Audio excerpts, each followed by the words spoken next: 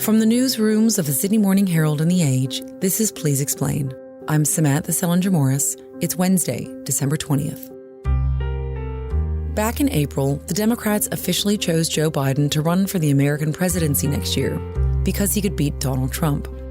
But that was then. Since then, Biden's approval has begun to tank, and voters of all stripes have reportedly been clutching their foreheads in despair. These are the candidates: an 81-year-old and a would-be criminal with a fondness for quoting Hitler; Bruce Wolpe, who served on the Democratic staff in the U.S. Congress during President Barack Obama's first term, has been analyzing American presidential elections for decades. Today, Bruce, who's also a senior fellow at the United States Studies Center, joins me to discuss what history can tell us about who might win.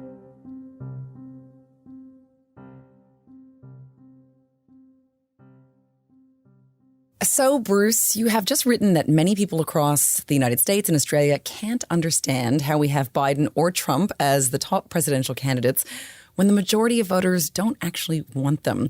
But yet, here we are looking at a Biden-Trump rematch next year. So can you tell me, what is the feeling on the ground among voters? Voters are concerned about the future of the country. It's too divided. It's more divided than almost any time that we can remember since the Civil War. It's entrenched. No one is bringing the country together.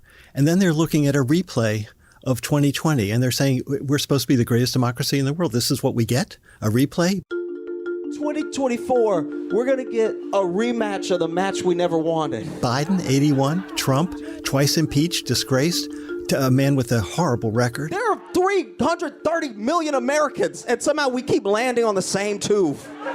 That should have been. And wherever I go here in Australia, the conversation turns to U.S. politics. People come up to me and say, this is it? This is the best they can do? Trump versus Biden? How? Why?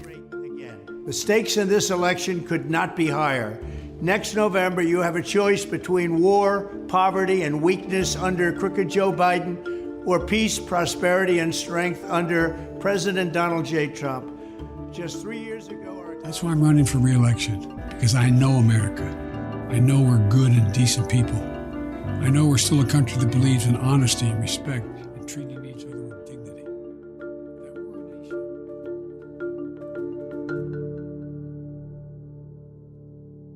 Okay, so I want to get into Joe Biden's prospects first. He is suffering a major drop in approval ratings at the moment. So why is that? What are some of the challenges that he's currently facing? He has two challenges. Age. That is the biggest headwind on him. If there wasn't an age issue, I think his approval ratings would be much higher.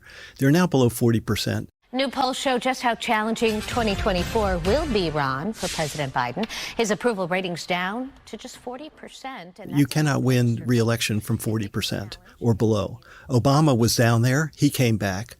Trump never cracked 50% as president. Doesn't have a 50% approval rating since he left office. So people are worried about his age. Is Biden up to it? And in the back of your head, you're looking at a man who looks old, walks old, talks old. Is he too old? And does he have all his marbles? And then there's the economy, and it's not dissimilar to what we have here. High inflation, high interest rates. Economy. 89% of Americans feel very concerned about inflation and fueling calls. The macro numbers are fine. Their GDP is higher than the unemployment rate. It's really good, but prices are up significantly from 3 years ago. Cost of living pressures, the big squeeze. We know that here. Albanese's approval has taken a hit. Biden's approval has taken a big hit. So those two issues together mean that Biden is not as strong as he was when he defeated Donald Trump in 2020. Okay, and then, of course, there's the elephant in the room, which is the impeachment inquiry into Joe Biden that the American House of Representatives voted on just last week. They formally opened an impeachment inquiry. So just how bad is that, or perhaps it's not? I mean, what sort of impact would that have on Joe Biden's chances? I don't think it's going to have a significant impact because to date, and we'll have to see, nothing has been even closely presented that would be proven corruption inside by the president. Republicans allege President Biden may have benefited from his family's foreign business dealings. So far, his son, obviously very troubled, a lot of questionable business deals. Fine. He should be fully accountable under the law. Did it leach into the Biden checkbook? No one's shown it, but the Republicans really want to nail him. So far, the year-long House GOP investigation into the Bidens has not led to any direct evidence of wrongdoing by the president. I think there's a chance it could backfire because it looks so raw, ugly, and political. And the other question is that the Republicans have control of the House by 3 votes.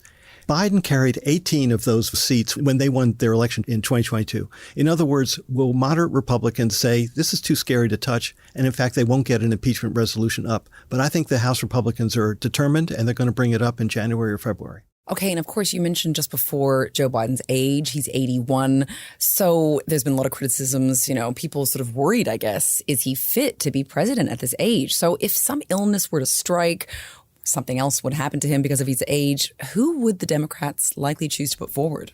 Well, a lot of hypotheticals here, but the question is, what would happen if you remember Mitch McConnell, the Senate Republican leader? He froze twice in a news conference for 15, 20 seconds. Heard a question, was unable to speak, finally is generally okay. If that happened to the president, any president, people would say, you have a serious medical problem. Should you resign? Should you step down? If he decides he's unable to stay on as president, of course, the vice president, Kamala Harris, becomes president. But what it would essentially do is open the Democratic nominating process to a whole bunch of candidates who might get in. You think of Gavin Newsom, governor of California. You think of Gretchen Whitmer, the governor of Michigan, and of course the vice president. But we haven't seen this movie before. No president has really taken themselves out so late in the process. So it's the question of how orderly it can be remains to be determined. But at the end of the day, whether it's at the Democratic convention in Chicago in August, that Democrats would get together and figure out, okay, who should be our nominee. After the break, we discuss the biggest threat facing Joe Biden's presidency, the leading Republican nominee, Donald Trump.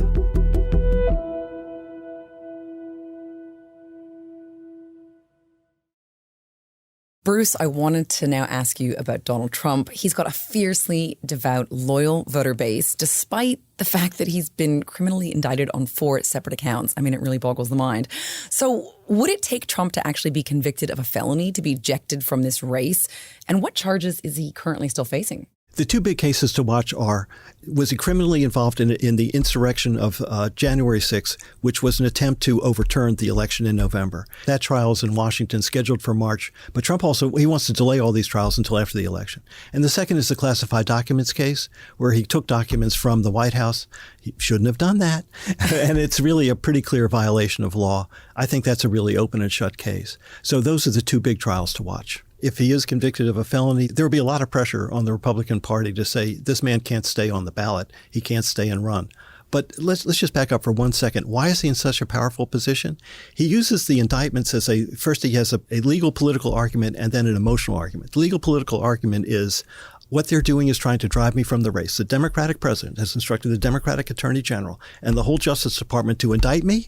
That would throw me off the ballot. It's the biggest case of election interference and vote rigging in American history, and I'm not going to stand for it, and you're not going to stand for it. And then he says on an emotional level, when they indict me, they indict you. I'm being indicted. You have to remember this, and I believe it's true. I'm being indicted for you. And what that means is I am the only person who can protect you from those people, and that you will have no defenses whatsoever. And so therefore, stick with me and we will prevail. And that is why he is in such a strong position. Never forget, our enemies want to take away my freedom because I will never let them take away your freedom. This is an honor to be doing. If you look at his rallies and you look at the crowd behind him, he makes these cases and everyone is just wrapped. But, I do enjoy this. I shouldn't enjoy it. Who the hell gets indicted 4 times and has a good time?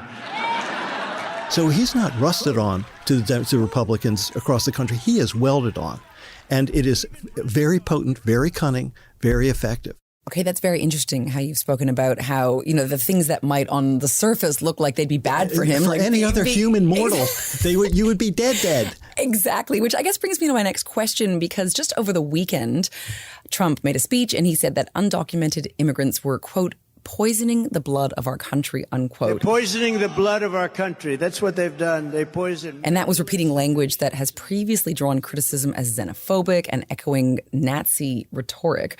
So I'm wondering, on the face of it, that of course sounds horrible. Like that could never help you. So I'm just wondering, is this likely to turn more Republicans away from him? Or is this really just more of what they're used to hearing from Trump and perhaps what they want to hear? For the base that he has, they want to hear it, and they're amped up. And it's like 40% of Republican voters. Given the unprecedented millions of Biden illegal aliens who are invading our country, it is only common sense that when I'm reelected, we will begin, and we have no choice, the largest deportation operation in American history. He said he wants to pardon everyone who participated in the January 6th insurrection. He stood by the Proud Boys who stood by him when Nazis marched in Charlottesville. And he does that because he knows that they will turn out and vote. So even though he never cracked 50%, if all that 40% votes, and if enthusiasm for Biden continues to decline, particularly among younger voters, if Biden loses any of his margin and Trump has all of his, because it's not just the national popular vote, it's the Electoral College. And if you carry enough key states, you win. Trump is still in a strong position. Okay, and I did want to ask you, though, about, you're saying that Trump's really loyal fan base, this is what they want to hear from him. But there is some suggestion that some Republican voters are now saying, actually, they want a president with maybe the same hardline views, but with perhaps less chaos, perhaps with less hateful rhetoric. And chief among those is Nikki Haley. She sort of exemplifies that within the Republican, Yes. potential nominees. I think we need to be talking about what we're going to do about inflation and the border and national security. I think that the media spends way too much time talking about Donald Trump, and I think we need to talk about the fact that we need a new generational leader. We need someone who's... So can you tell me about Nikki Haley and just how much of a threat she poses to Trump? I mean, can she win this thing? I don't think she can win this thing because, again, she's attacking Trump, attacking his voters. And I don't think they will cross over to support her. She was governor of South Carolina, Indian American. After 2016, when Trump won, he appointed her ambassador to the United Nations. So she got some foreign policy gravitas, which is always good to have in a president. She's a woman. She's very well presented. She is very articulate. Her mind is nimble. And she's sort of, I don't want to sound like a wine connoisseur or anything, but it's a Ronald Reagan agenda with Trumpist notes. And, and it's a blend of, if you look at the trajectory of the Republican, you had Ronald Reagan and now you have Trump. She bridges that, and that makes it acceptable to a lot of people. But I don't think she will be the nominee, and it's sort of theoretical. The other person was Ron DeSantis, the governor of Florida, and he was to be the Trump killer without the baggage. But he's been so terrible on the campaign trail. He's so unappealing. He talks like a robot with all the anti-woke agenda that he has. He's a machine gun. And so he's kind of plummeting in support. Okay, and so, Bruce, to wrap up, we are still a long way out from the election. It's not until November next year. Are there any key moments we should look out for in the coming months that may give us some indication of, where the political winds are blowing and who might actually end up serving as the 47th president of the United States? Biden is waiting for interest rates to be cut, just like we're waiting here in Australia, and that will lift his performance economically. His forte is foreign policy as well as his domestic agenda. But on foreign policy, even if you succeed, it's no guarantee of winning an election. George H.W. Bush, victor, conqueror of Iraq in the first Gulf War. He was at 90%. After that, he lost to Bill Clinton 18 months later. So all that Biden is doing on foreign policy doesn't necessarily guarantee him anything. But if Biden can project a sense of normalcy and confidence in the future, he could enhance his standing. Elections are essentially about the future. And you want hope, and you want a sense of leadership, and think of John F. Kennedy. Ask not what your country can do for you. Remember how you felt when Obama was running in 2008? Hope and change. Hello, Chicago.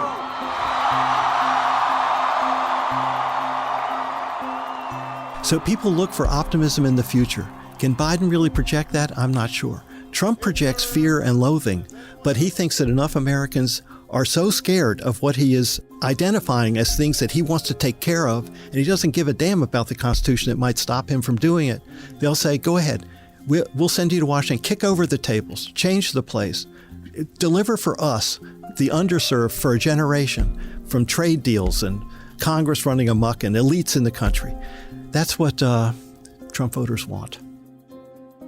So there are more headwinds coming against Biden. The Trump headwinds are known, but notwithstanding those, he's not losing any votes among his supporters. It's a jump ball right now as to where it's going to go. We can't tell. We're so lucky, Bruce, to have your insights. So thank you so much for joining us. Thank you, Sam, very much.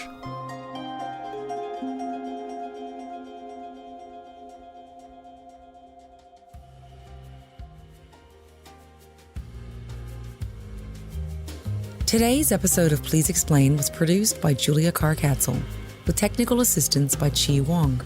Our executive producer is Ruby Schwartz. Please Explain is a production of The Age and the Sydney Morning Herald. If you enjoy the show and want more of our journalism, subscribe to our newspapers today. It's the best way to support what we do.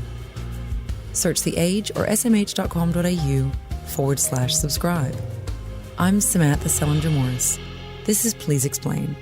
Thanks for listening.